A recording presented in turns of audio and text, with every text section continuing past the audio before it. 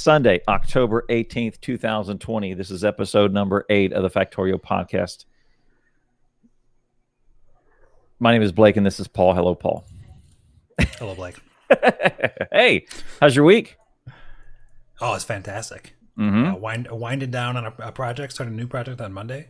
Awesome. Having a ball with some Factorio. Yep. Can't ask for more. Yep. And I ran into a buddy of mine at work. There's a buddy of mine whose kid cannot find a job, so he is joining the Marines. Hey, that's a good job. There you go. Okay, he went 180. So I went to him. Now I was talking to everybody, and the consensus there was, look, coming out of 2020, if you are healthy and employed and busy, you can't ask for much more. No, you know what I'm saying? Like, and I'm all. I live in a golden bubble. I mean, the Factorio podcast, like people who are in a Factorio podcast, we're going to be more in a bubble. Engineers working from home. You're working, but I'm not. Yeah, we're going back into the office fairly. It's about at least half the time, and then next week, so not tomorrow, but 8 days from now, Monday, we will be back in full time. And so I'll get to see everybody, and of course there'll be we'll share lots of stories and all that business. So yeah, it'll be our work is still busy, and what I'm hoping from all of this is I've gotten to play Factorio a lot from home. Got to start stream a little bit early because I've been home. Hadn't had to work from home has been good for the stream because there hasn't been all of that, I guess, wasted time. Right? Because you know there's some time to get up and go to an office. You got to clean up. You got to dress. You got to brush teeth. All that sort of stuff. You got to get presentable. You still brush your teeth, right? Yeah. Oh yeah. Of course. All right. Silliness, right? So, but there's all this transit time that's kind of a loss to go be with other people. And what I'm hoping we'll find is that my company does have an emphasis on being in the same room with people and being together. There's, in fact, none of our jobs that we have ever posted have been work from remote. There have been sales jobs where you're going to be in the field most of the time, which is understandable, but it's never been a specific work from home job. What I'm expecting in the future is maybe that will change. Yeah, I would assume that would change. Because also what a lot of companies are doing is they're saying, look, we're sinking millions of dollars into these buildings. Yeah, this downtown, office buildings. You talk big cities like New York, Chicago. Yep. Those good location. Expensive. Yes, good location. Tax. They're probably getting the crap taxed out of them. We got catering services coming in for this. We've got water, utilities. All this money we're sinking in this building. We just shut those down for 6 months, and we didn't feel a bump. Right. Our employees still got stuff done for the most part. So then we might be thinking, okay, what are we really doing here? Right. Yeah, it was super productive. Yeah, me too. I got a lot of stuff done, and I made most of my presentations sitting in from this chair, this single chair, the same one I present on is the same one. This mic, the same one I present on, the same one I do all my work in. Yep. And from the way, and here, let me just lead into our topic. The way this has affected, Factorio has affected my life is kind of our topic today, and how these two worlds blend in is I've gotten what is also interesting is usually I don't sleep really well. My quality of sleep I'm working on. I sleep a decent amount of time, 6-7 hours, whatever. But my quality of sleep has gotten worse because I don't know, when I don't get the exercise I need, I'm up and down a couple times. My shoulder, a jiu-jitsu injury, has really hurt me, and I've woken myself up a couple times at night. So what I will very often do is before my stream, I will go shut my eyes for 33 minutes. Like we talked about. Oh yeah, we talked about that last time. It's a specific thing. I want a 30-minute nap and 3 minutes to go to sleep. So I shut my eyes and I'm out, and it's 30 minutes. I wake up, and then I walk right into this room and I hit the button and we go. And I start the 7-minute countdown. Now that I've been working from home, that might be my lunchtime. I'll eat real quick, and then I don't have a meeting until like 1:30 or so. And so I'll go, oh, okay, I got 45 minutes. And everyone's handled. I'm not waiting on anything. I have some stuff to do, but I can do that kind of as I go. So I'll sneak upstairs, close my eyes for a little bit. And then the first thing I do, I come down here and I hit my 1:30 meeting and then roll on to the rest of my day. And as soon as that last email is done, bam, my usual start time might be around 5 p.m., right? I can start at like 3:30, right? If everything's clear, everything's you don't have done. to drive home. I don't have to drive home. I don't have to dress any differently. I've knocked out my 30-minute nap, which I'm pretty good at. I've got my drink or whatever. I've sent that email and I can just hit it and go. And so I'm able to start a lot earlier. Yeah, I've seen you start a lot earlier. It's harder for me. It's been pretty good. Work till like 5 or whatever. Right. But I mean, there are meetings that sometimes will drag on, but my day usually starts at like 6 a.m. And I'm either hustling around the neighborhood with the dog, running my laps, or I'm in a conference call with Europe or Asia Pacific or somebody, and doing my staff meetings, all that. So by the time 3:30 rolls around, like I got the droopy eye going on because it's also so early. Anyway, what about you? Has your work from home helped out your streaming and all of that business? How's your work from home helped you? Well, streaming has definitely helped working from home. So as a streamer, I've developed an assortment of helping hands, so to speak. Left monitor, right monitor, top monitor, microphone, professional camera, so on and so forth. So the streaming life has definitely made my working from home experience very professional, and a lot of people really appreciate that. Yeah. When I interview, so I'm a consultant. When I interview, the streaming life comes through because the potential clients are very impressed with the quality of video, quality of audio. They like the microphone. There's just a lot of things that they're like, oh man, this guy really knows what he's doing. It doesn't matter if I know what I'm doing, and it's the production quality is good, so it does a number on like the sales. So that went really well. I found that the like Factorio itself has more changed my mind about how I think of things at work. Really? Yeah. Oh yeah, we talked about this a little bit. Yeah. A little bit, yeah. But like in terms of 2020, let me see. I don't think it's really affected me all that much, Factorio. Now, I've dramatically decreased the amount of time I play Factorio this year compared to like 2 years ago or 1 year ago. Right. What was your offline play time? What percentage of your play time was off air? Right now? Compared to now? Previously, it was probably 50-50. Really? Last year? Yep. Really? And then now it's 100-0. So all on air. All online. Yep. All online. Okay. When you were doing, or when I was doing speed runs, when I was doing events, when I was doing 100% runs, you're talking like 20 hours of planning for a speed run attempt. Right? So that's all off stream. That's why I moved away from it, is I didn't want to do that anymore. So when I play Factorio, I'm streaming. If I'm not streaming, I'm generally not playing Factorio. Now there's a couple of times I'll do some like blueprinting or like cleanup or something like that, or just like toy around with some proof of concepts. But that's really small compared to the amount. Right. So yeah, I have the same thing, right? Okay, so when I started with Factorio, here I'll give you a little bit of streaming history. I started with Terraria, world-class game. I did that for about a year and a half, me and Ash, and we went straight. We did really well with Terraria. We switched over because we hit a plateau, and we switched over to Ark, Survival Evolved. We had servers and all this other stuff. That was super fun. We had a nice little Ark community that like-minded, but viewership also plateaued pretty well, and I did it for 9 solid months, and we were plateaued. We weren't really going to progress, and I pretty quickly saw the writing on the wall for what you needed to do in Ark to move on.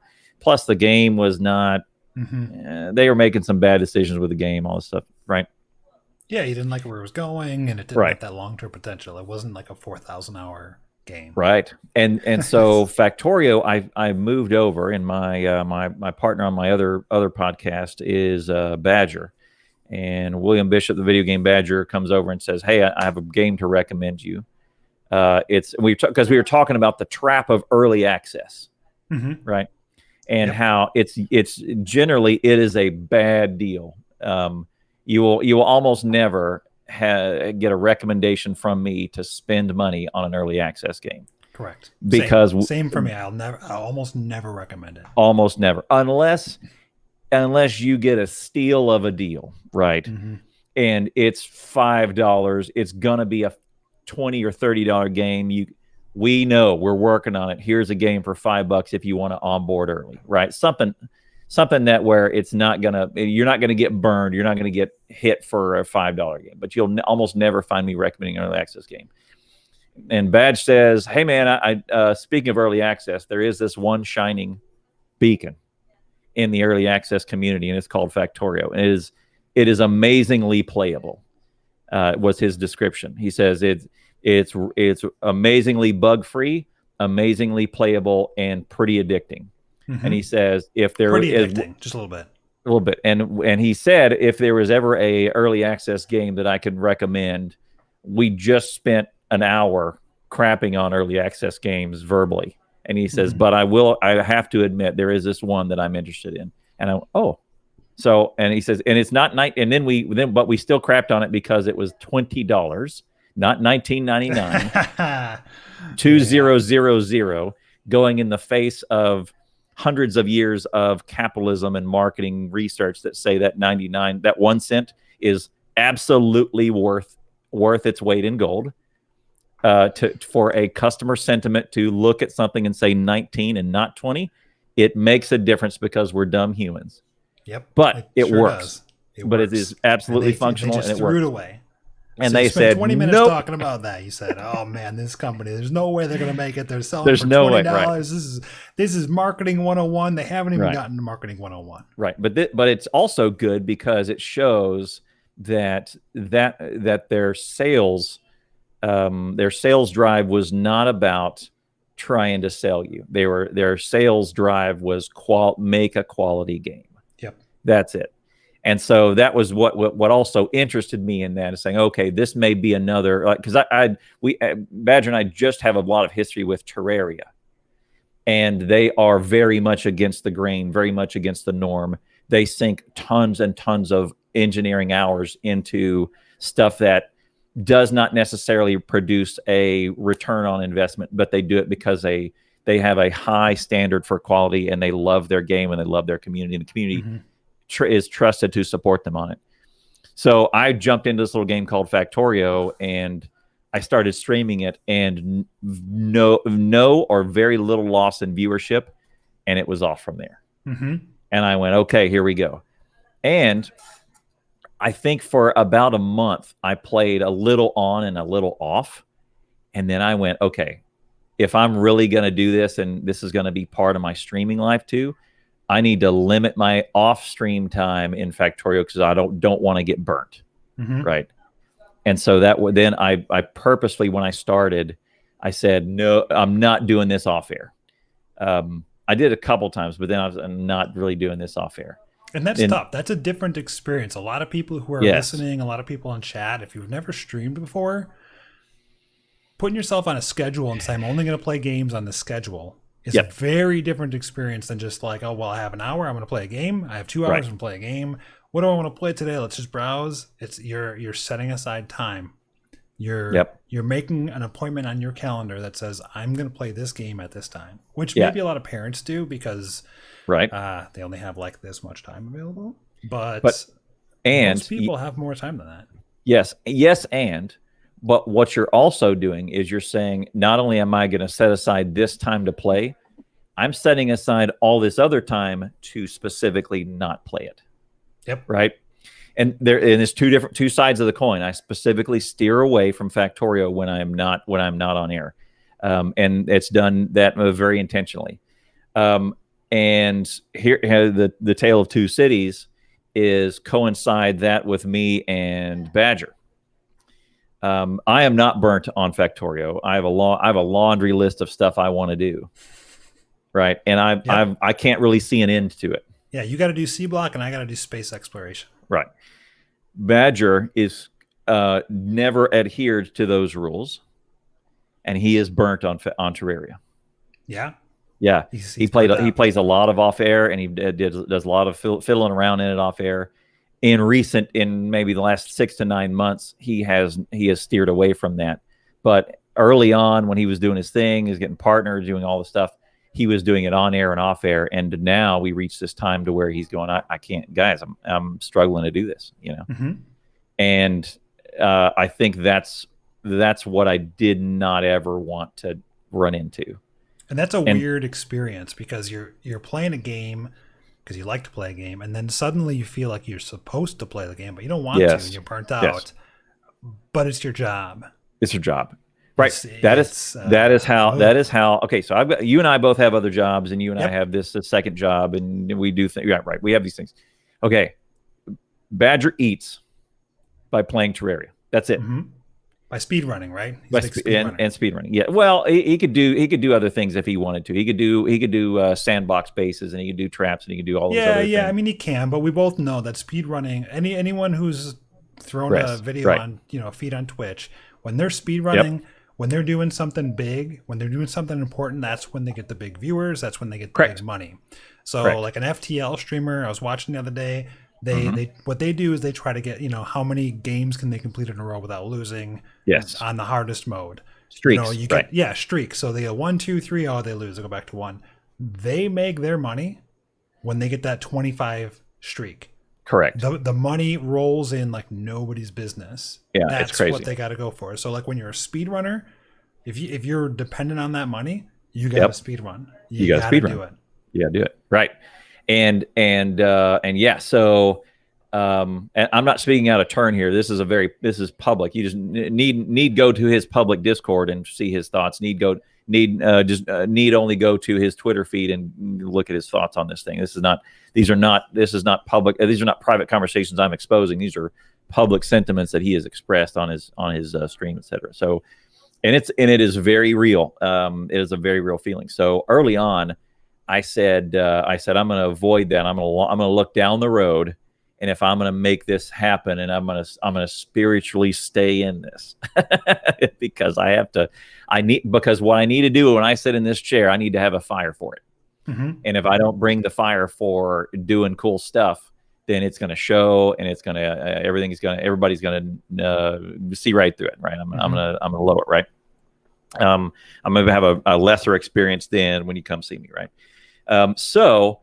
I have, let me see here. I'm actually look at Steam. I'm going to give you my hours exactly. I can pull mine. I have 4775, and I'm going to put that in the chat here. 4775. Right. And I would say maybe 200 to 300 of those are off air. Ooh. That's big time. That's a lot. And that's early on and those 200 or 300 are very early on. Now I will log in because I need to check the server, or I need to get in and save the thing, or I need to go. There was something that someone was dependent. My subs were dependent on me to do, and then I needed to do it. Or I'm prepping for a YouTube video and I need a sandbox to draw up the thing and then do it. Like my top 10 video, I did have probably 10 hours worth of prep, and I had to concrete everything, and then I had to write some trains out, and then I had to wire up some sequences, and then I also drew up the words and lights above the sections. I had 10 sections. Yeah, you did it, you produced it. Yeah, I did some production value. Yep. So there's bits of hours that are just a little bit of set. Yeah, there's like little bits of setups that I've had to do off air, but by and large, I would say maybe 300 of those 4,700 hours are off air. Everything else, I'm here. It's broadcast and off we go. Right? I think I'm still like half and half because I did a lot of speedrun planning, but more so, I actually played the game a lot before I started the process of streaming. Right. So I didn't stream until I had 300 or 400 hours into the game. Right. So you alluded this last time. So tell me about that. You said that when you got it, so everybody knows mine. I was already a streamer. I was already doing Terraria. I had a decent user base, viewer base before I started Factorio. And what I meant was I was probably a 30 to 40 steady viewer base when I may be off on one here. I was probably a 30 to 40 viewer base streamer at that time, anywhere in there. I don't make any judgments about big, small, whatever, because there are folks at 8 to 10 viewers who would kill for those numbers, and there are 300 to 400 viewers who would want to kill themselves for those if they ever got that number, right? It's all relative. It's having a community at all is a blessing. We'll just leave it there, right? So that's where I was when I started. So I was already a streamer, and then I blended Factorio into that. You have a different experience. Yeah, so I started off, I was playing Factorio and decided I wanted to speedrun. And then I said, okay, well, let's stream it, because why not? Why not? I've seen a speedrun or two on YouTube or whatever on Twitch. I don't remember exactly. And I decided, let's go for it. Yep. So did you know about speedrun.com when you started? Like, did you know who the record holder was and all of that when you started? It was Tui.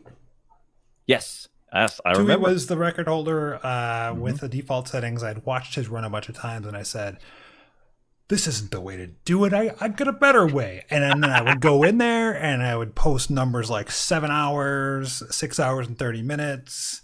And Tui was sitting solid at like 4 hours, I think, for default settings. Yes. That's great. It was great. It was great. Back then it was great. And I'm just like, oh man. By the way, still great. I can't beat this guy. Yeah, right. So I started doing these like 6.5 hour speed runs. I don't know, just starting from scratch. Yep. And people started to watch me ever so slowly.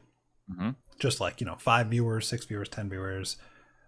People would say, like, oh, he's got a lot of potential, and then suddenly it's like 10 viewers, 15, 20, 25, 30. And then suddenly I realized, oh, this is like a thing, and all my friends knew about it, and they were all interested. Like, you should totally stream more. And I'm like, okay, because like a lot of gamers out there, they would love the opportunity to be a streamer. So if like their friend hits 30 or 40 viewers, that's not a big number. Like you just said, that's a big number for somebody. And then suddenly you get the idea of like, yeah, I could, stream. So I started to dedicate time to it. And that's when, priorities shift. Right. So in your life, you prioritize time towards stuff. Video games at that point for me was not primary or secondary. It was like third. Right. So I shifted a little bit. And this is where a negative comes in. How Factorio changed your life in a negative way. I'm not ashamed to admit this. I stopped going to the gym. Really? I stopped working out. I used to work out. I used to do 5x5 at Gold's Gym down the road. I was less than a mile away. I was working hard on squats to improve flexibility of my hips, as well as strengthen my legs and my core. And after I started streaming, that went away. And I haven't gotten back in. I've tried running a few times, but it didn't really stick. I tried yoga, but yoga's hard. I just didn't like the fact that I had to go to a class. Yeah. And the class was only offered at a certain time, and the time was inconvenient. Right. Because like if it's only at 6:30, it's like, well, I can't stream that night then. Right. Because I got an hour and a half block before, and then I get home at 8, shower, and it's too late to stream. Yep. So one of the things that happened is I neglected exercise for a long time. Like I said, I ran a little bit here and there, but for the most part, I'm not working out anymore. So that changed. And if you go back and you go look at my first VOD, and you can see the progression.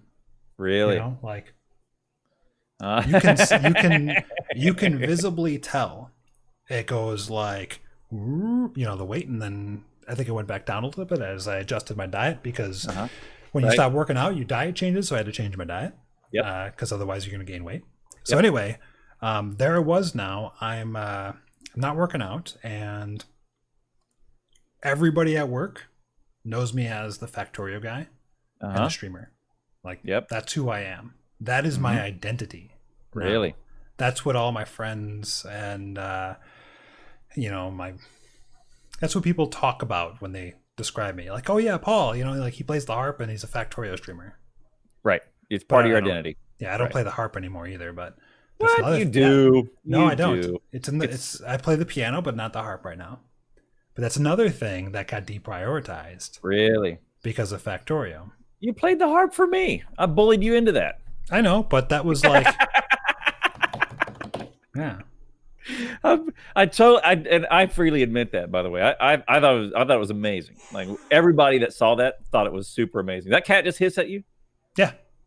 It's gonna eat your face. Cats ate her face. It's gonna eat your face. And you all talk about how sweet the cat is. That cat will eat your face. No, she's just laying on me. I was touching her foot because this cord got stuck around her back foot, and I had to loosen it up a little bit, and she was not happy. She hisses awesome. all the time.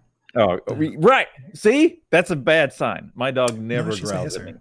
My dog never growls at That's me. a dog. This is a cat. That's right. Dogs It's are like better. what, 18,000 years beyond cats in terms of domestication. And better. Yeah. And better. And just better. Yeah. So yeah. Your harp stream. That's a shame that you don't dedicate your time to it. That was amazing, by the way. If you guys don't know, let me just give you guys a little bit of history. I found out. I think it was on one of our first base doctors. It was some way.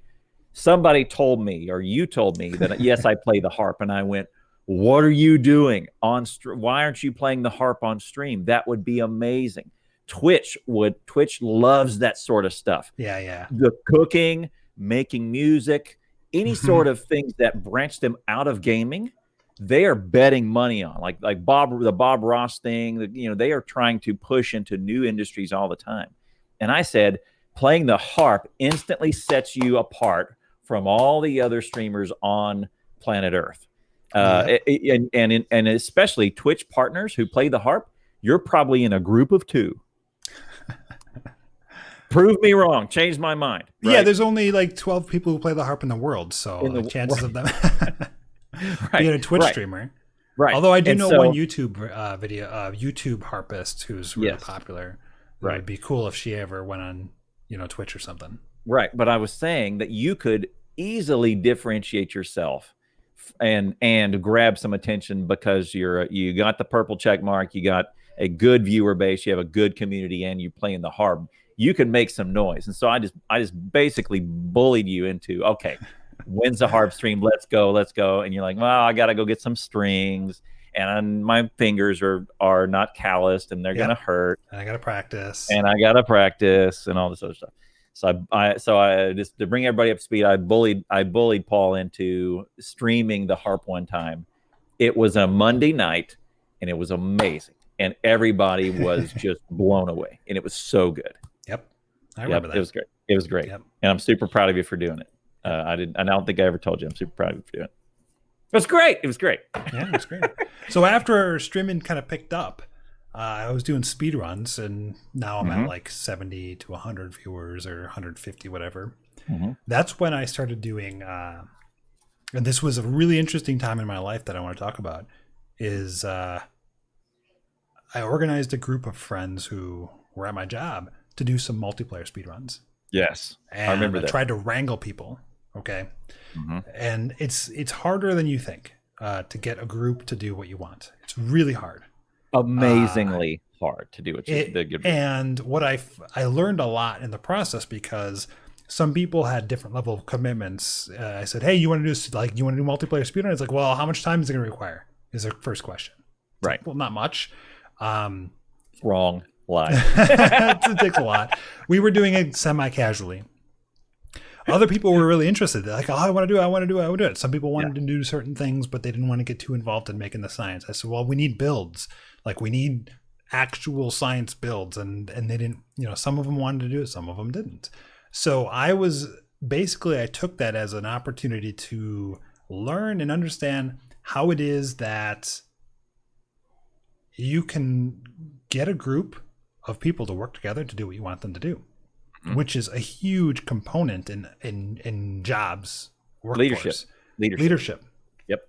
And a lot of it is, I'll never forget this. My buddy, Short Stuff Sushi, his name's Graham. He said, Short stuff sushi. that's his online name. He said he'd rather me be the benevolent dictator of like, you do this, you do this, and you do this. And that's one of those things where like it stays with you. Like everyone wants to be led a different way. Uh-huh. And some people want to be told exactly what to do, and other people's want the freedom to explore. And they need like they need time. They need opportunity. But there's a mix of how you have to address it. And I don't know. I learned a lot from that. And after that, I was on an engagement where I was being more of a team leader, and I was able to cross like Factorio abilities with team abilities in Factorio and working with people over to the job domain during the day, where I was, working with the 7 developer team, training them, getting them up to speed, and at the same time trying to help architect a product so that it was the best it could be. And there was just it was very woven together in terms of what was going on. I thought it was cool.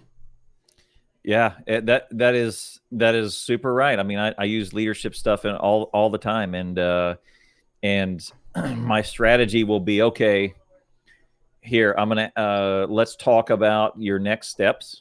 And so I'll usually drag somebody into a meeting, and I will kind of let them go, all right, tell me how you're going to approach this. And if they say, here's what I'm going to do, here's what I'm going to do, here's what I'm going to do, it's a real short meeting. If they have confidence they have their plan, they have confidence in their plan, and they can justify it, and they have a path, I go, okay, great, that's it, that's all I want to know, you're good, thanks for telling me, that's it. And I let them go, because what they've told me is they have the freedom to do it, and they've implicitly told me that they don't need me to be on them, right, to dictate what's going on. If I drag them in and I say, okay, tell me your plan, and say, well, I think, and 2 things go into it. One, there is a specific, I'm going to do this, that, and the other. There's stepwise of what they're going to do. So if that is missing, and then there is the left, I guess, what is it, left brain, touchy feely stuff of they're not super confident with their words about, well, I don't know what's going to do here. This is sort of confusing for me. If they use some vague words, say they've told me is the plan is soft and the confidence is soft. Well, then what they're implicitly telling me is I need to become the benevolent dictator and start and move in a little bit more, right? It's and all of that it does absolutely come into play when you're trying to lead a Factorio team, or lead any other kind of team. Yep. Because I will tell you, you remember all not the biter battles that we did, but it was production scoring PvP stuff that I remember that. Together. Okay. With Shred Guy, Exterminator, Will, all those guys, Steel I'll never Axe, forget Shred Guy in the landmine. in the God damn, that was the funniest. I don't know that I've laughed hard. I don't know that I've laughed harder in a game of Factorio than when that happened. Yes, and Shred Guy just got so mad he can't even see straight. It's so funny, it's hilarious. So in that regard, of all the things that I did for that, I mean, I was basically the one man, drag everybody in, organize the teams, organize the date, organize the map, get all of that run, do all the posting, all the promotion, all of that business. I did it all. The hardest thing to do was, as you said, get people to commit and organize on the same day. Just get people together to do it. Not everything else was not a big deal. Like I can write up a synopsis and publish it. I know who I need to do to get it to publish. I know I can organize the Discords. I can organize the map. That I do. But to get everybody to say, all right, on Saturday the 5th, we can all be here at this time. Yep.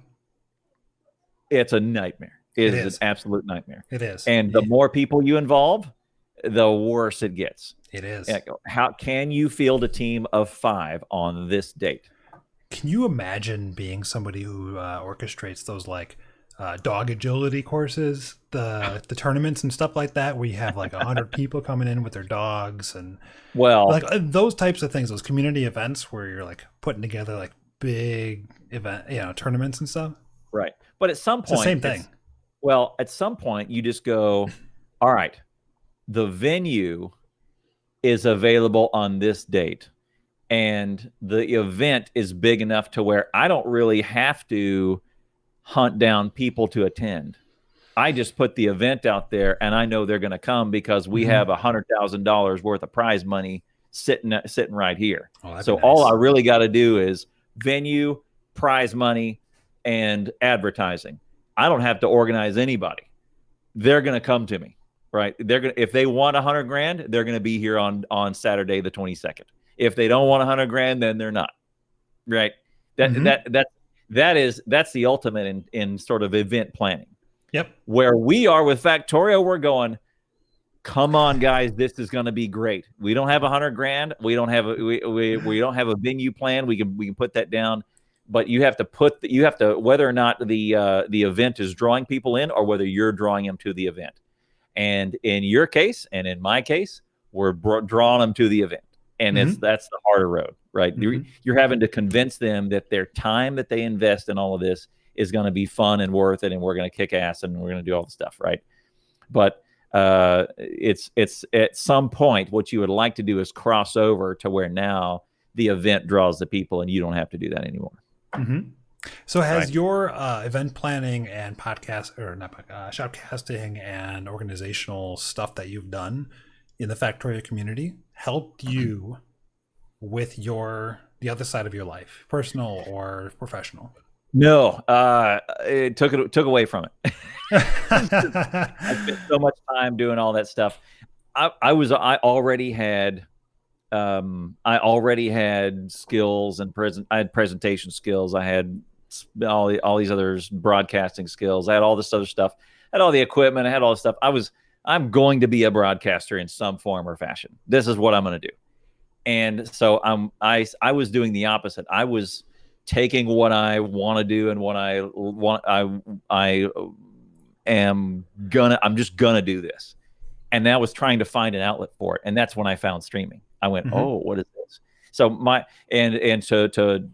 nail that point a little harder is that when I first found twitch.tv, I never thought of myself as a viewer.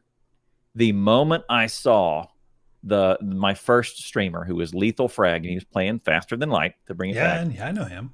Yep. Yeah, everybody does. He's awesome. My buddy said, I was having trouble with Faster Than Light. My buddy says, hey, watch this guy. He's really good at it. And then if you do what he does, you'll figure out the decision processes. Just watch him for a little bit. And it was 3 minutes of watching this guy and figuring out what it was. And I went, I'm doing this. It was it. It was over. I was never going to be a viewer. I was never going to be a mod. I was never going to be any of that business. I said, oh, you could just do this. Oh, I'm doing it. That's it. This is my outlet. I already had the mixer, the mic, all the other stuff. Now it was figuring out how best to navigate these waters.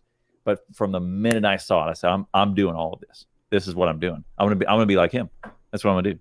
Yeah. And so then he was my first follow. He was my first follow on Twitter.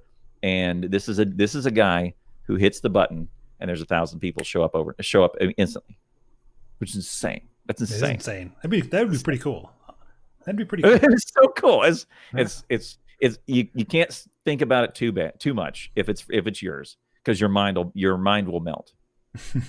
Because you think about that, you hit the button and think of a room full of 1,000 people who, as soon as you announce an event, they get in their cars and they drive super fast to an arena and go grab a chair and sit to watch you do whatever it is. It's like a big concert. It's a concert. A concert hall. Yeah. Yes. It's not quite like a football field or a basketball stadium or anything like that. Right. So when I hit the button, even as a Terraria streamer going on, I hit the button and there's around 30 to 35 people. I imagine like a comedy club or something. Mm-hmm. And there's 30 people in the audience, or 30 to 40 people in the audience, and they're here for me. I've never thought about it. I just And look and I'm like, okay, there's people. you want to Cool. you want to shrink your brain down, and you want to if you think you need some ego deflation, think about that. Like, think about the bodies on the other end, and think about putting them all in a room and then looking them in the eye and knowing they're here for you. That's humbling. Mm-hmm. Like, it's humbling. And so you approach every stream like that, and like, your head will explode when you look down and there's 160, 200 people that are in your stream, and you're going, oh man, I guess I better say something that makes it worth their time. Shoot. Yeah. Or when you get that big raid from somebody, like yeah. you never know when it's going to happen. All of a sudden, somebody you look up to, or somebody who's just crazy high just decides to randomly rate you, like a right. Dr. Lupo or something, like 10,000 viewers. What? Yeah. What? It's like, oh man. What are you gonna do? Like a ninja raid. Right. Can you imagine getting one of those? I had a buddy who was streaming Terraria one night. I had a buddy. His name was the Wolf. He was my buddy. He was my payday buddy beforehand. And this is back in the Diz-A. He got rated by Ice Poseidon, and there was 8,000 people in his stream. He was an average 10 to 15 viewer, and he just got 8,000 dumped on him immediately. And Ice Poseidon just came in. Ice Poseidon's no longer on Twitch. He's removed from the platform for various reasons. But he was blown away. He wasn't able to handle it. It was crazy. So. Anyway, so I got another story. Okay, hit it. I can segue. Hit it. You might be able to relate to this. I've always played games, right? Mm-hmm. And I've always been part of small communities, but never really part of a big community or a big part of a games community. So I played, games like PlanetSide 2, or I played what are the games that I play a lot of? Civilization, stuff like that. Yep. And maybe in PlanetSide 2, I played with a group of people of like 15 people, and we played regularly, and we get to know each other. Yep. But Factorio changed me a little bit, because in Factorio is when I got involved with everybody. So there's names out there in Factorio. You can find them online by searching for Factorio. You got Catherine of Sky, Exterminator, you and I, Nilos. Mm-hmm. Anti-elites, Nephrons. There's a lot of people out there that their name is associated with Factorio, and then their name is associated to the stream. Yep. Or channel. Colonel Will. Mm-hmm. Just a whole bunch of people, and then their credibility is now anchored on the internet. All right. This is new. This is interesting. A lot of people don't have to worry about this, but I did have to worry about this. So that means that if you look for a Rain 9441 in any other game, that was me. That's me. There's no other Rain 9441. Mm-hmm. Just like Exterminator starts playing another game and he uses the name Exterminator, unless he uses a fake name, he is now tied to that other game. That person, how their involvement in that game, that community, is tied to his Twitch stream, so it's all linked together. So it becomes a sort of like web of your interactions. Right. Yeah, associations. So your value as a streamer, how people perceive you, is now linked to how you engage with other games or other people in general. So where I'm going with this is that I played this other game. Okay, I was playing this other game, and my name in that game is Rain 9441. Okay, as it's another game. Now, myself and 4 other people in that game, we woke up on a Friday morning. We were banned. Right? This is a true story. This is a recent true story. We were banned. I remember. You're telling me a little bit off here. Yeah. The game's called Starborn. I wouldn't recommend it. So we were banned. And the very first thing I do is I didn't know I was banned. It just said 500 error logging in. So I asked Discord. I was like, hey, I can't log in. Can anyone help me? And they said, check your email. And I'm like, okay. It says I'm banned. Okay, for suspicious activity.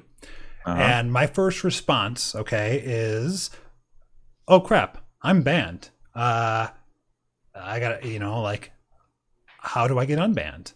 Right. Right. So I immediately went professional. The other three people, the other four people that were banned, the people that I Uh-huh. was associated with, they were all banned, blanket banned, just said suspicious activity, no reason why. Really? They Okay. had an internet persona that was tied only to that game. Uh-huh.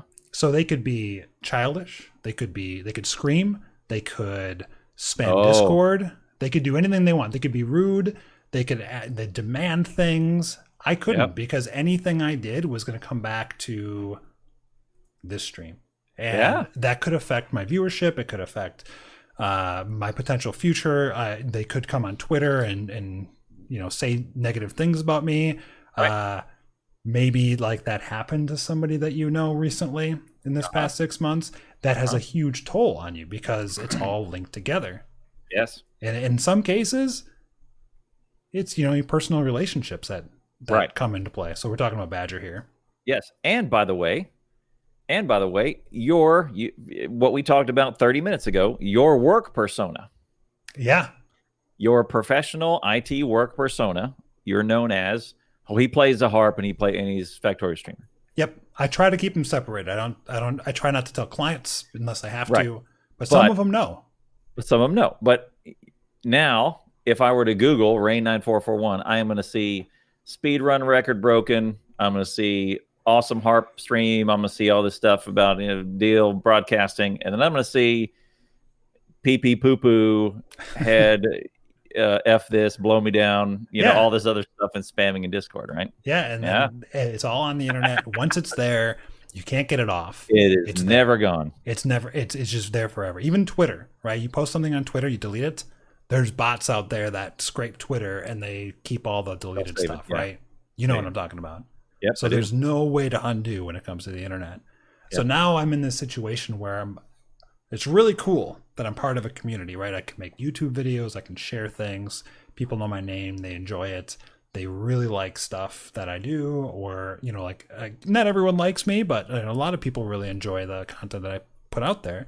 Yeah. So I have that, but I also have this sort of like a chain attached to me that says I can't just rage quit. I can't just pout and say screw this.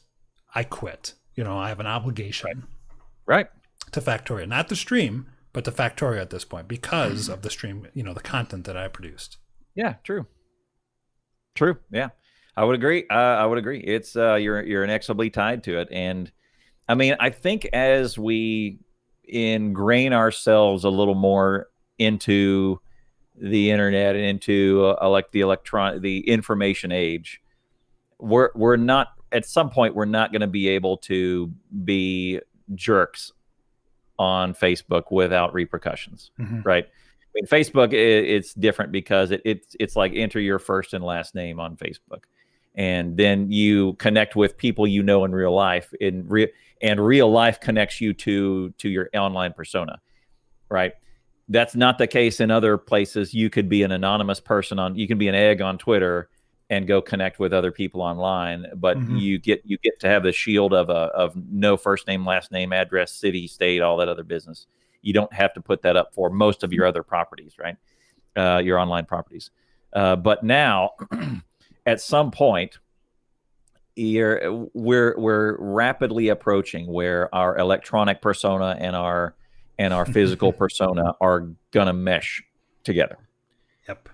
and forever. And privacy is private. Let me say privacy. It erodes, but like that connection erodes a little bit more every single year, right? So it is just best to be the same person in all regards, right? Just be yourself in all places and try and be nice. Yeah, you got to be nice. You got to be Yeah. nice. Be nice in all these other places because at some point everything will. At some point, whether now or future, and things don't ever go away, we will eventually lose all of those barriers. Everything will be linked and everything will be exposed. Yep. Right. Yeah, there's a saying of one of my friends at work said. He said, Nobody on Reddit uses their normal name. For a reason. Nobody. So you go to Reddit and it's like, well, I mean, you got a guy named Factorio Poster who's posting all stuff on Fact. I mean, that's that guy, Yeah. probably posts on other Reddit stuff with another Reddit account, maybe. But he has no other accounts that say Factorio Poster because he doesn't want his posts on Reddit to be linked to something else. So like your gamer tag, like one of my guys, his gamer tag is like, Elite Sniper 123 or whatever. He's not going to go to Reddit, make an account Elite Sniper 123 and start talking US politics, right? Right. Not likely. That's true. Not likely. Because, like Reddit US politics is it's a nasty place. It's a lot of, this and that. I'm not going to go into it. It's just a lot of revealing stuff about a person when they say things. True.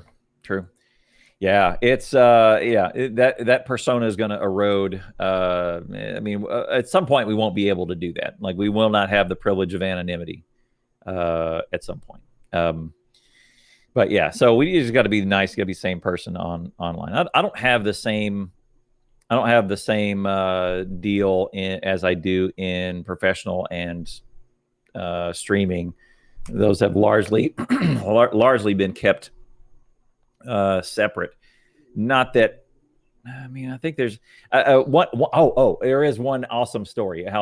Here's another one, and maybe we can hit the bricks on this one. This is funny.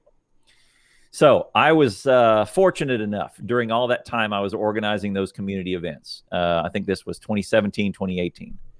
That Clonin, my buddy Clonin, Clonin TV from Woob Software, chose to put me on FFF on the cover. I was the third story. So I wasn't, as soon as it was up, it was like there was something in the game, the office move, and then at the very bottom, and it was number 234, FFF 234. I remember it because it's easy to remember because it's numbers in sequence, 234. And it was a YouTube video, and on the bottom they have a YouTube video of what we did over the weekend or during that week. I think it was Tuesday. I think it happened on the Sunday. The video was up on Tuesday. Clonin did hey, check out what our community corner did this weekend on Friday. And now I have a buddy who I used to work with, this is 2018. He and I worked together up until 2013. That morning, early morning, he gets up to work. He hits work. He does some stuff at work. 8:45 a.m. I get a text from him. He's at his old job, the old job where we used to work together. He's still there. I'm at my new job, and his text was, "Why is your face on the FFF of the FFF 234, this weekly developer blog that I read every day for a game that I love playing?" And it was very interesting, to say the least. And I said, well, I think my reply was, well, comma, long story. Years and years of buildup. And I had been streaming for 3 years at that point, and I think I was. I don't think I was partner yet. Sorry, I think I might have cut out. I don't think I was partnered yet. So I wasn't quite I wasn't a Twitch partner. Mm-hmm. But he did later on go find me, and then I saw a follow that looked like his name, his handle. Oh yeah. And I went, okay, see, the thing is, let's talk. So I think I called him. I said, let me call you at lunch. Please don't go blabbing just yet. I do need to tell you some things that you'll find interesting, and you'll appreciate your help with that, or something like that. And he says, he's texted back, okay, no problem. But I found it very interesting that he texted me, and he's like, why is your face on my Factorio blog? And I went, well, long story short. And then it ties everything you've ever done. And then it ties on that Twitch stream. Yep. everything you've ever said, whether you complained about work, you complained about your boss, you complained about Yep. your job, you complained Yep. about your friends. Oh, I had this story about my buddy. I'm not going to say his name, but Right. Yeah. everything you did is now Yeah. tied to you. That's a But scary thing. the good news is any story I've told here, those jokers were a part of, and so they're probably saying, "Oh, I've heard that one a million times. He loves telling that story." So Mm-hmm. this is stuff that happens in real life. And I keep names out of it. I'll usually say my buddy, or I'll either make up a name, or or sometimes I'll use if they have a common first name, I'll use their first name and say, "Here's my buddy Tim," or whatever, and then I'll go into, or my buddy Dan, and then I'll go into a story. But the good news is those guys have heard them all, and they all know them, which is fun, right? Yeah, apparently I just used the person's name from 20 minutes ago when I told my story.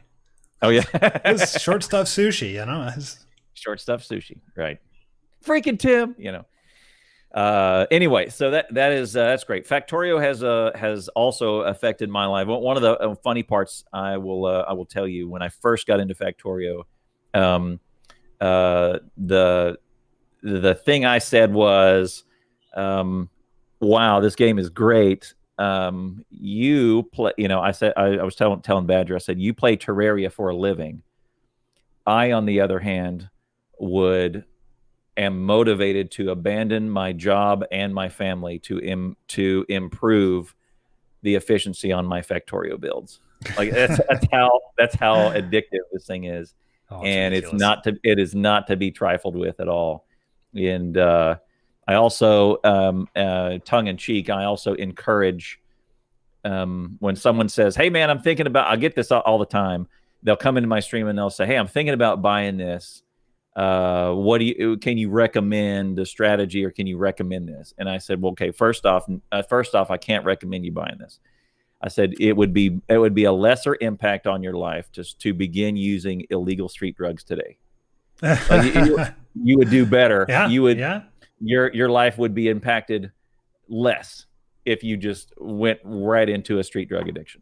Yeah, pretty soon the courts are going to order, hey, you're losing custody because you're playing too much Factorio. I mean, it's at least got to be a Schedule 2, right?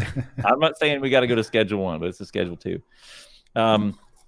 Yeah, so those are my two. And then, but when I recommend, so what's your recommendation for someone who, do you get that often? Someone comes in and says, "Hey, I'm about to start doing this.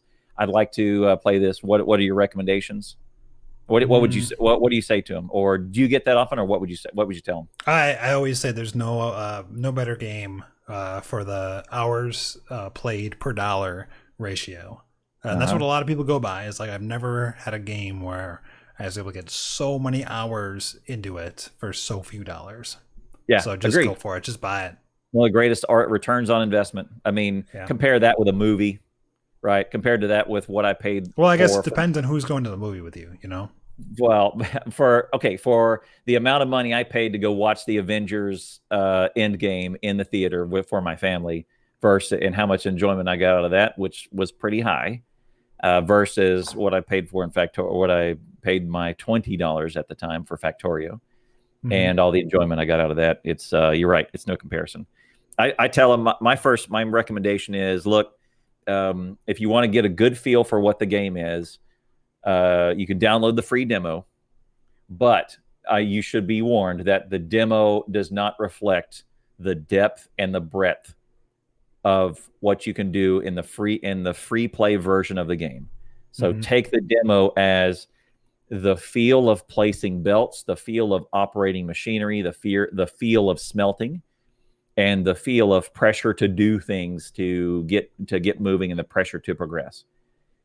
Don't take it from it is not a story guided, stepwise open it's not a guided game. But take it as a feel for for how to do things. And I said, then once you buy it, it is cheap. It is $30. It's great. It used to be $20, but it's $30. Once you buy it, go straight into free play mode and have a party. I tell them to skip over all the rest of the business, go into free play, do your thing, And then I say, don't be afraid to watch. Don't be afraid to watch YouTubers. Don't be afraid to ask me questions. Don't be afraid to go into a stream and camp out and look at other people and look at how they do things. Um, or also, don't be afraid to shut all that out and do it yourself, because a lot of people, like this, that was episode 1, I think, of our Factorio podcast, was experience versus leading people down the road. Mm-hmm. Don't be afraid to do either of them. It is, and my insistence is, look, it is your game. You do what makes sense for you. No one's going to shame you for either getting a shortcut or trying to muddle through it yourself. Right. So I got one last note on the how Factorio has changed your life, and then then we can wrap this up. Mm-hmm. And I think you're going to agree with me on. I think chat's going to agree with me on this as well. Mm-hmm.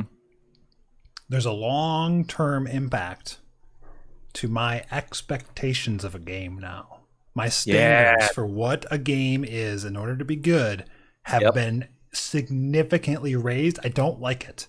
I don't like it. I used to enjoy 100%. Games that were simple, like basic. Now it's, you don't have all the bells and whistles and, it scales to 5,000 signs per minute mega-based levels. Like, you don't have that. Well, I can't play this. Yep. These games that come out, they now have to be developed for 2 more years before they get to the level that I'm even going to consider buying them. That's right. So my expectations and my standards now raise the bar way too high. And chat nailed it. Lovely Santa nailed it. I'll say it. I quote, I can't play Satisfactory. I agree. Satisfactory would have been the greatest game if Factorio didn't come out.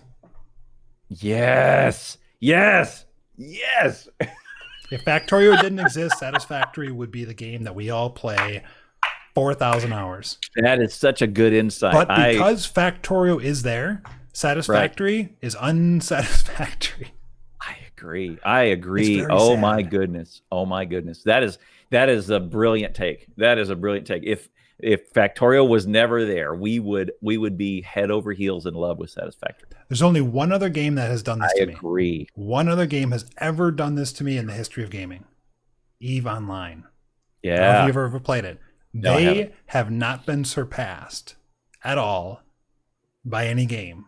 And that was 16 years ago that they came out. Yeah. That was great, man. That is a great take. If Factorio hadn't come out, we would be head over heels for Satisfactory. But now the bar is raised. I agree. And I was looking through my Steam library. Let me just look through. And I'm gonna go. I have it sorted by recent. Your recent games, and it goes the last 30 days, last whatever, and it's sorted by months. And I do not have the appetite to click on any of these other games the way I have the appetite to click on Factorio bracket 1.0.0 bracket. Yeah, no kidding, huh? Yeah, look at do that. Go to your Steam if you have the Steam copy. Sort by games recent, and think about the appetite that you have to play any of these things that you've played recently. Oh. I agree. I purchased most of these games because I was bored and I couldn't play Factorio because I wasn't on stream. Right. Some of these. So, all right, give me like 5 of them. Just rattle off like 5 of them. My recent ones? Yeah, on Factorio. Yeah, real quick. Darkest Dungeon, Dwarfheim Demo, Avorion, Wargroove, Craft the World. All right, I've heard of 2 of those. Darkest Dungeon, high praise, right? Mm-hmm. It's brutal, and it's high praise for Darkest Dungeon. Craft the World, I've never seen. I think it has good reviews. It's on my wish list. Yeah, it's fun. Let me just rattle off a couple of them. I've recently played the Jackbox Party Pack with my fam, so that is on there. But that is a game that my family and I cannot jump into Factorio and have the same that sort of play. Slay the Spire. I'm a sucker for card games. I gotta get that one. It is good. I love me some card games. I love playing cards. I love trimming cards out of a deck and tightening up a deck. I'm a sucker for card games. Other one is Forager, which is Hmm. very similar to, it has some essences of Factorio. Oh, by the way, Slay the Spire has a Factorio inserter in it that you can unlock. It's a tool that Oh, you can use. cool. Yes. Forager has trains and locomotives and nuclear fuel and forges and all kinds of very Factorio. And there's an Easter egg that mentions Catherine of Sky. Oh, interesting. Catherine of Sky is Good for mentioned her. in Forager. Yep, she's mentioned. So clearly, the developer of Forager knows Factorio if he knows Catherine of Sky. So there's echoes of that. And then so that's two of them. So Jackbox, Forager, Slay the Spire. I'll give you two more. Of course, Terraria, world class, groundbreaking type of stuff. And then I have one that I have not clicked on in since July, and it's called Death Stranding. And Death Stranding is from Hideo Kojima, one of the greatest video game minds to have ever walked planet Earth. He made Metal Gear Solid 5, which is one of the greatest freaking games of that has ever been created. I think he made that in 2015, I want to say. Metal Gear Solid 5. His next effort came out earlier this year, or actually last year for PlayStation, this year for PC, Death Stranding, and I cannot bring myself to click on it. Hmm. And I'm a Hideo Kojima fan. This guy is an incredible mind. He has the polish he puts on the game is very Woob-esque. Is the standard that he has for releasing a game, and the feel and the music and the environment, all of that is just so high. And I cannot bring myself to click on that game. Damn. It's not Factorio. It's not Factorio. What do you got going on this week? This upcoming week? Well, Braver New C Block on Wednesday, and then more C Block on next Saturday.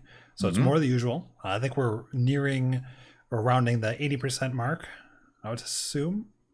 About to launch a rocket. I'm pretty excited about that. Other than that, no, I'm going to enjoy this beautiful weather outside.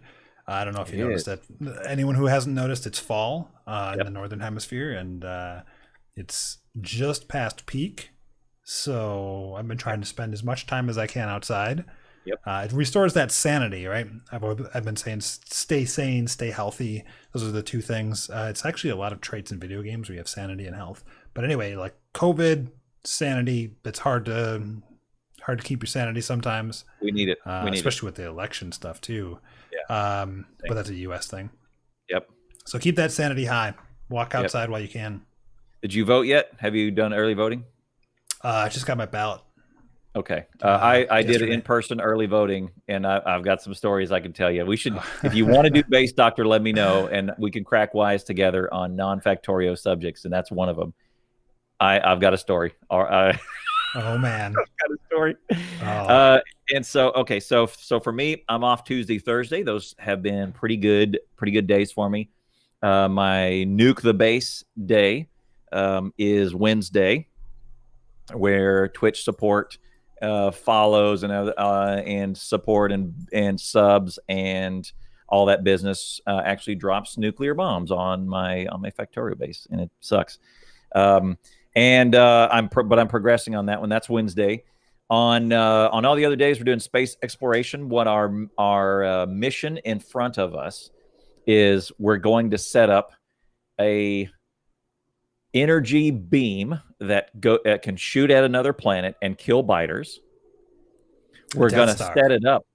We're going to set it up on an orbit around the star at the center of our solar system. The star's name is Calidus. We're on Nalvis, which is the third planet. It's basically the sun. We're going to set it up in orbit of the sun so that the solar panels collect about 1,000 times more than they normally do, because this is an energy beam. And then we're going to aim it at other planets and kill biters with the power of the sun. So it's giant friggin' laser beams. It's a giant freaking laser beam. We just unlocked the technology to do this last night. And so this is what we're going to be setting up today. And hopefully if we can get the orbit, we can get the platform laid down, we can get solar panels in place, and we can get the pieces for harnessing the thing. We may make 2 or 3 because we're going to have unlimited energy, and then we're going to beam energy down and bake biters off planets. It's going to be cue that infinite power song. Yes, it's going to be awesome. So that's our week. And I don't know. There is actually I don't know what the end condition is or what the victory condition is in space exploration.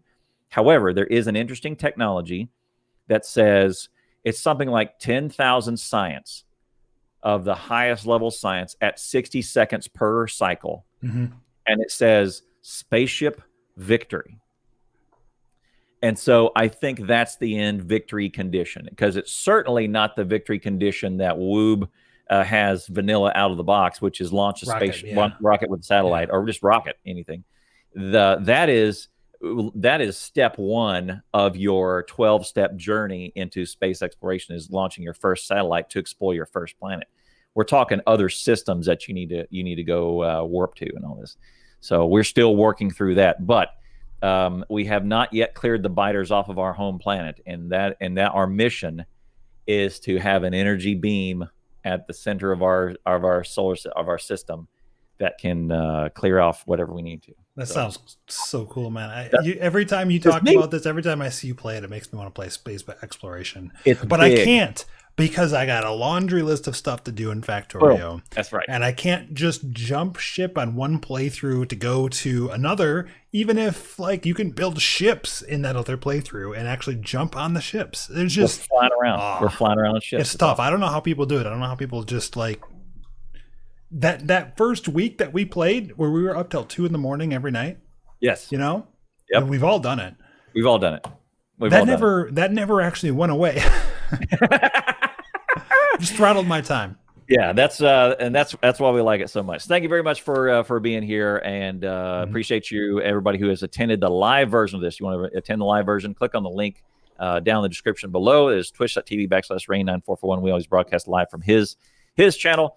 My channel is also listed down there. We'll link to a couple other things that we mentioned, probably Factorio.com, Factorio Wiki, the great community, Reddit.com/Factorio, Speedrun.com/Factorio. Look all those in the description below. Also, if you have my top 10 video to show you what it's all about, that's my that's the video that took some setups. That's probably my the video that draws most of the outside traffic to my channel. Is they have their top 10 things in Factorio I wish I'd known earlier, and that one has been getting a lot of mentions. So I appreciate everybody hitting that one up. I'll link that one in the chat below. So if you want to be part of this, part of the live chat, make sure you hit a follow on Rain's channel. And thanks for showing up. So thank you very much. If you want to leave us a question or a comment, leave that in the comment section below. Leave a like and subscribe. Thank you very much, and we'll see you next time. Adios.